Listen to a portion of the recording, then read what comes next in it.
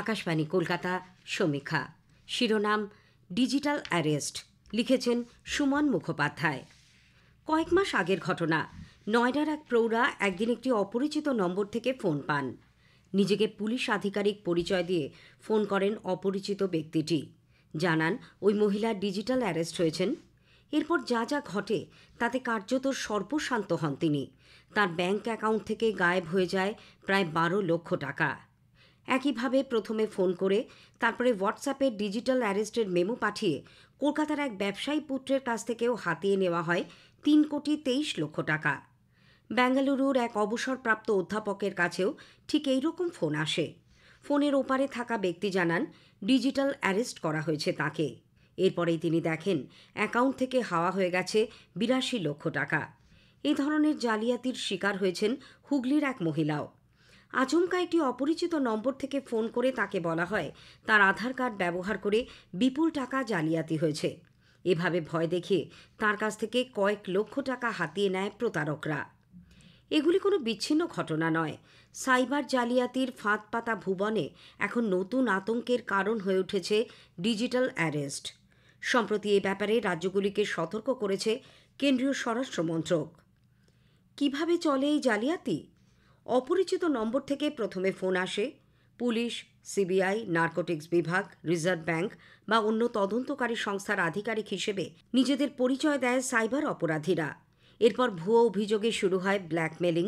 কখনো বলা হয় তার নামে পাঠানো কোনো নিষিদ্ধ সামগ্রী, জাল পাসপোর্ট, মাদক ইত্যাদি তারা আটক করেছে। কখনো আবার বলা হয় যাকে ফোন করা হচ্ছে তিনি বা তার কোনো পরিচিত ব্যক্তি বিশেষ অপরাধের সঙ্গে যুক্ত বা তার আপনজন কারোর দুর্ঘটনা ঘটেছে। কখনো হোয়াটসঅ্যাপ কলে, কখনো স্কাইপে বা অন্য ভিডিও কনফারেন্সের মাধ্যমে সাইবার অপরাধীরা ফাঁদ পাতে। নিজেদের পুলিশ বা অন্যান্য সংস্থার আধিকারিক হিসেবে প্রমাণ করার জন্য পিছন দিকে সেই সংস্থার লোগো বা নাম দিয়ে রাখে। প্রেক্ষাপট এমনভাবে সাজানো থাকে যাতে দেখে মনে হয় সেটি কোনো থানা বা সরকারি অফিস।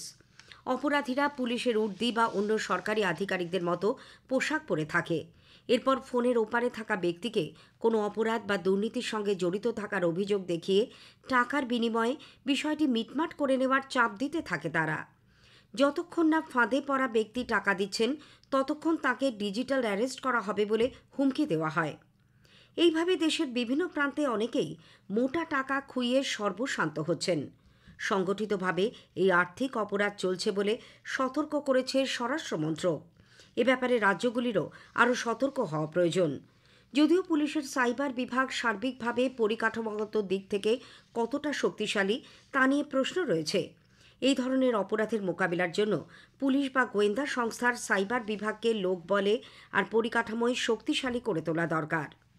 সংবাদ সংস্থা রয়টার্স জানিয়েছে 2021 থেকে 3 বছরে সাইবার প্রতারণার শিকার হয়ে ব্যাংক ও অন্যান্য আর্থিক প্রতিষ্ঠানে রাখা প্রায় 10,500 কোটি টাকা হারিয়েছেন সাধারণ মানুষ। বিভিন্ন ব্যাংক মিলিয়ে সারা দেশে প্রত্যেক দিন 4,000 ভুয়ো অ্যাকাউন্ট খোলা হয়। প্রতারণামূলক ফোন কল হয়ে দাঁড়িয়েছে নিত্য নৈমিত্তিক ব্যাপার। রিজার্ভ ব্যাংকের পরিসংখ্যান অনুযায়ী 2022-23 সালে দেশ জুড়ে 6,659টি সাইবার জালিয়াতির ঘটনা ঘটে। কেন্দ্রীয় স্বরাষ্ট্র মন্ত্রকের অধীন the Indian cyber crime coordination centre cyber জালিয়াতি মোকাবিলায় রাজ্যগুলির পুলিশ বিভাগকে প্রয়োজনীয় প্রযুক্তিগত সহায়তা ও অন্যান্য তথ্য দেয়।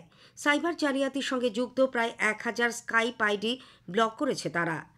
স্বরাষ্ট্র মন্ত্রকও অন্যান্য কেন্দ্রীয় মন্ত্রক, রিজার্ভ ব্যাংক ও বিভিন্ন তদন্তকারী সংস্থার সঙ্গে সমন্বয় রেখে চলে। কিন্তু এত বজ্র আঁটুনির মধ্যেও সাইবার প্রতারকরা যে পুরোদমে সক্রিয় তা অস্বীকার করার উপায় নেই। তাই প্রতারকদের ফাঁদ এড়াতে সবার আগে নিজেকেই সচেতন হতে হবে। সন্দেহজনক কোনো ফোন এলেই তৎক্ষণাৎ জানাতে হবে কেন্দ্রীয় সরকারের সাইবার ক্রাইম হেল্পলাইন 1930-তে। cybercrime.gov.in-এও অভিযোগ জানানো যেতে পারে। মনে রাখতে হবে প্রতারকদের ফাঁদ পাতার হাতিয়ার মানুষের ভয়, আতঙ্ক। সমীক্ষা শেষ হলো। আজকের শিরোনাম ছিল ডিজিটাল অ্যারেস্ট। এটি লিখেছেন সুমন মুখোপাধ্যায়।